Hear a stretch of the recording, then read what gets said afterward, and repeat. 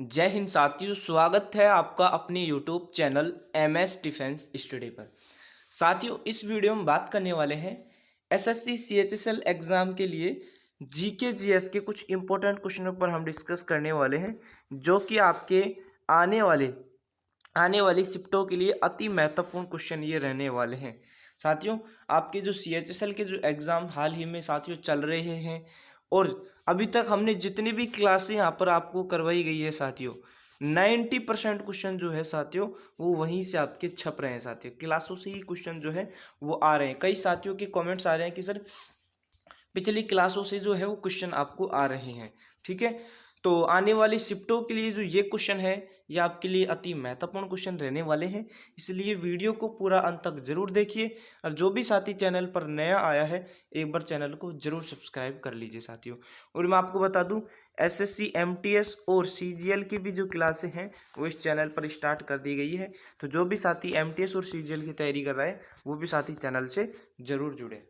चलिए साथियों, स्टार्ट करते हैं आज के इन क्वेश्चनों को। देखिए साथियों, क्वेश्चन है आपका, किस अभिलेख से यह साबित होता है कि चंद्रगुप्त का जो प्रभाव है वो पश्चिम भारत तक फैला हुआ था। साथियों, तो किस अभिलेख से यह साबित होता है, जल्दी से आंसर दीजिए साथियों। ऑप्शन आपको दे रखे हैं 4, जल्दी से कमेंट सेक्शन में बताइए कौन सा ऑप्शन आपका सही होने वाला है। तो यहाँ पर मैं आपको बता दूं साथियों, रुद्र दमन का जूनागढ़ अभिलेख जो है उससे साबित होता है कि चंद्रगुप्त का जो प्रभाव है वो पश्चिम भारत तक फैला हुआ था, रुद्र दमन जूनागढ़ का अभिलेख से। तो यहाँ पर जो राइट आंसर होने वाला है साथियों ये आपका होने वाला है ऑप्शन नंबर सी। ओके, चलिए अगला क्वेश्चन है साथियों, भारत में किस प्रकार की शासन व्यवस्था अपनाई गई है। भारत में आपसे पूछा है कि भारत में जो है वो किस प्रकार की शासन व्यवस्था जो है वो अपनाई गई है। तो भारत में अपनाई गई है साथियों ब्रिटिश संसदात्मक प्रणाली। कैसी? ब्रिटिश संसदात्मक प्रणाली अपनाई गई है भारत में। तो यहाँ पर जो साथियों राइट आंसर होने वाला है ये आपका होने वाला है ऑप्शन नंबर बी। ओके, चलिए अगले क्वेश्चन की ओर बढ़ते हैं साथियों। अगला क्वेश्चन आपकी स्क्रीन पर है, जल्दी से आंसर दीजिए। किसने मान्यखेत या मालखेद को राष्ट्रकूट राज्य की राजधानी बनाई साथियों? तो किसने बनाई साथियों आपके मान्यखेत या मालखेद को राष्ट्रकूट राज्य की राजधानी बनाई है? तो ये बनी है साथियों आपके अमोघवर्ष ने। किसने? अमोघवर्ष ने बनाई है। तो इस क्वेश्चन का भी जो राइट आंसर यहाँ पर होने वाला है साथियों ये आपका हो जाएगा ऑप्शन नंबर बी। चलिए नेक्स्ट क्वेश्चन है, महात्मा गांधी का नील उत्पादक किसानों की दुर्दशा को देखने हेतु चंपारण आने का जो आमंत्रण है वो किसने दिया था? तो किसने दिया था साथियों आमंत्रण? जल्दी से आंसर दीजिए। तो ये दिया था आपके राजकुमार शुक्ल ने। किसने दिया था साथियों? राजकुमार शुक्ल ने दिया था आपके महात्मा गांधी का नील उत्पादक किसानों की दुर्दशा को देखने हेतु चंपारण आने का आमंत्रण राजकुमार शुक्ल ने दिया था। ठीक है, चलिए अगले क्वेश्चन की ओर बढ़ते हैं। अगला क्वेश्चन है, मुसलमानों के लिए अतिरिक्त निर्वाचक मंडल प्रारंभ में किसके द्वारा लाया गया था? तो जल्दी से आंसर दीजिए साथियों कमेंट सेक्शन में। अतिरिक्त निर्वाचक मंडल प्रारंभ में किसके द्वारा लाया गया था? तो ये आपकी लाया गया था साथियों मार्ले मिंटो सुधार 1909 में। ठीक है, मार्ले मिंटो सुधार 1909 के तहत क्या किया गया साथियों? लाया गया था। तो राइट आंसर यहाँ पर होने वाला है आपका ऑप्शन नंबर बी। चलिए साथियों अगला क्वेश्चन है, लोकसभा व राज्यसभा की संयुक्त बैठक कब होती है? जल्दी से आंसर दीजिए।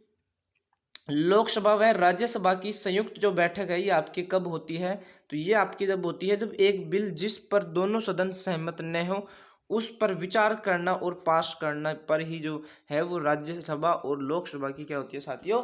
संयुक्त बैठक होती है। तो ये राइट आंसर यहाँ पर हो जाएगा आपका ऑप्शन नंबर सी। चलिए अगला क्वेश्चन देखिए, भारतीय हीरा संस्थान कहाँ स्थापित है?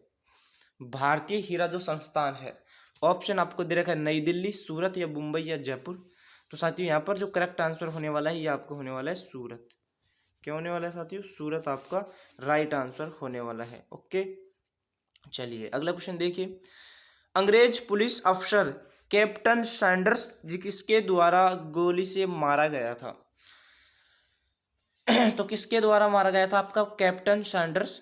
जल्दी से आंसर दीजिए साथियों, क्या होने वाला है राइट आंसर? ऑप्शन आपको दे रखे साथियों, तो राइट आंसर यहाँ पर होने वाला है साथियों भगत सिंह के द्वारा। किसके द्वारा? भगत सिंह के द्वारा गोली से मारा गया था। तो राइट आंसर आपका हो जाएगा साथियों ऑप्शन नंबर डी। अगला क्वेश्चन देखिए। अविश्वास प्रस्ताव किस सदन में लाया जाता है साथियों? अविश्वास जो प्रस्ताव है ये किस सदन में लाया जाता है? तो ये आपके लाया जाता है साथियों लोकसभा सदन में। किसमें? लोकसभा सदन में लाया जाता है आपका अविश्वास प्रस्ताव। तो यहाँ पर जो राइट आंसर होने वाला है ये आपका होने वाला है साथियों option number A. Option A यहाँ पर क्या हो जाएगा साथियों? करेक्ट आंसर होने वाला है। नेक्स्ट क्वेश्चन है, निम्नलिखित में से किस कार्ड से बैंक को उच्च ऋण जोखिम है? तो किस कार्ड से बैंक को उच्च ऋण जोखिम है? तो ये है आपके साथियों क्रेडिट कार्ड से। किससे? क्रेडिट कार्ड से। ठीक है, चलिए अगला क्वेश्चन है, वैश्वीकरण का अर्थ क्या है साथियों? वैश्वीकरण का अर्थ आपसे पूछा है। तो वैश्वीकरण का अर्थ है आपका साथियों कि घरेलू अर्थव्यवस्था का वैश्विक अर्थव्यवस्था के साथ एकीकरण ही आपका क्या है साथियों? वैश्वीकरण है। क्या है? घरेलू अर्थव्यवस्था का वैश्विक अर्थव्यवस्था के साथ वैश्विक एकीकरण ही क्या है साथियों? वैश्वीकरण है। ठीक है, तो यहाँ पर जो राइट आंसर होगा ये आपका होने वाला है ऑप्शन नंबर सी साथियों, राइट आंसर यहाँ पर हो जाएगा। अगला है, संविधान के किस अनुच्छेद द्वारा संघ और राज्यों के लिए लोक सेवा आयोग का जो प्रावधान है ये किया गया है? तो आंसर दीजिए साथियों, संविधान के किस अनुच्छेद द्वारा संघ और राज्यों के लिए लोक सेवा आयोग का जो प्रावधान है ये आपके किया गया है? तो ये किया गया है साथियों आपके आर्टिकल 315 के तहत। किसके तहत? आर्टिकल 315 के तहत किया गया है प्रावधान। ठीक है, तो राइट आंसर हो जाएगा आपका ऑप्शन नंबर डी।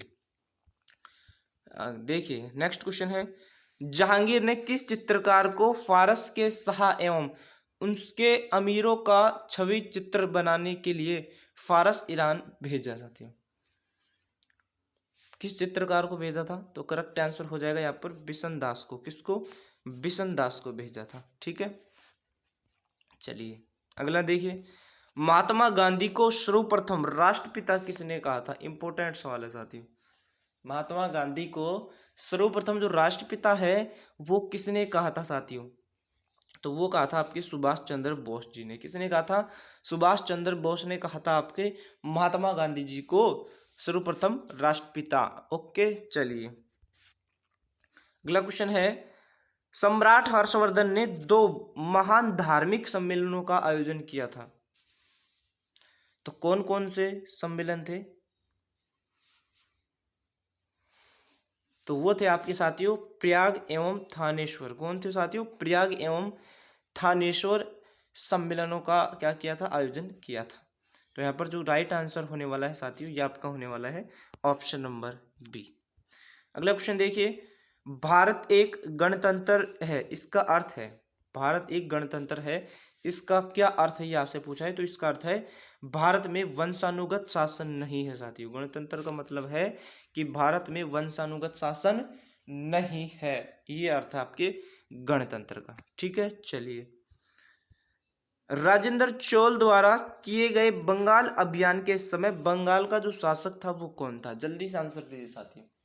बंगाल का शासक पूछा है, राजेंद्र चोल द्वारा किए गए बंगाल अभियान के समय बंगाल का शासक कौन था? तो बंगाल के शासक थे आपके महिपाल प्रथम। कौन थे साथियों? महिपाल प्रथम थे आपके बंगाल के शासक थे। यहाँ पर राइट आंसर होगा आपका option number D. Next question है, औरंगजेब द्वारा चलाए जिहाद का अर्थ क्या है?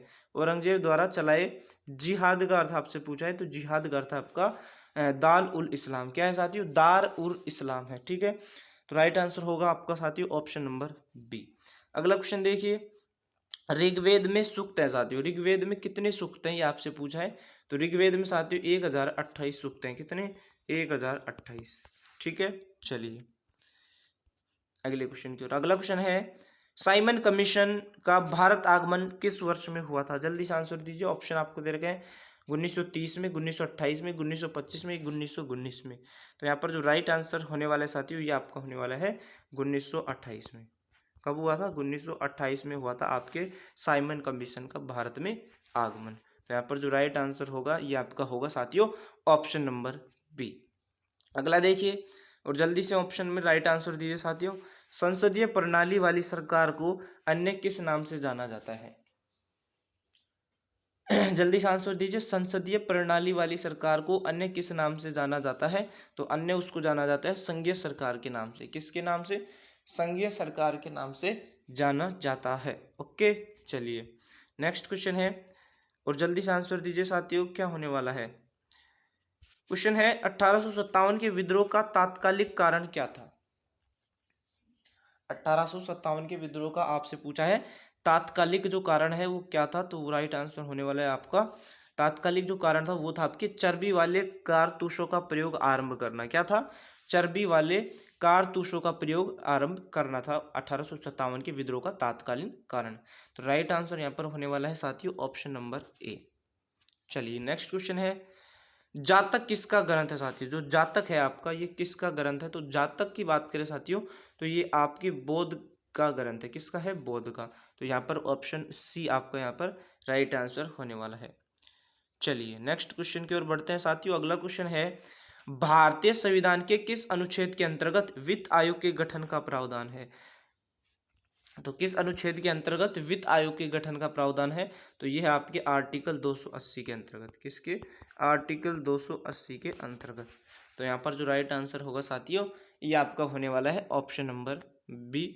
और आज के सेशन का लास्ट सवाल देखिए संविधान का कौन सा अंश भारत के नागरिकों को आर्थिक न्याय प्रदान करने का संकेत करता है? तो संविधान का कौन सा अंश भारत के नागरिकों को आर्थिक न्याय प्रदान करने का संकेत देता है? तो वो है आपके राज्य के नीति निर्देशक तत्व। तो यहाँ पर जो राइट आंसर होगा साथियों ये आपका होने वाला है ऑप्शन नंबर ए। तो ये थे कुछ इंपॉर्टेंट सवाल और भी वीडियो आपको मिलती रहेंगी साथियों आने वाले शिफ्टों के लिए इंपॉर्टेंट सवालों की। तो जो भी साथी चैनल पर नए हैं चैनल को जरूर सब्सक्राइब कर लें और बेल आइकन को ऑन कर लीजिए। तो मिलते हैं साथियों नेक्स्ट वीडियो में। जब तक के लिए साथियों जय हिंद, धन्यवाद।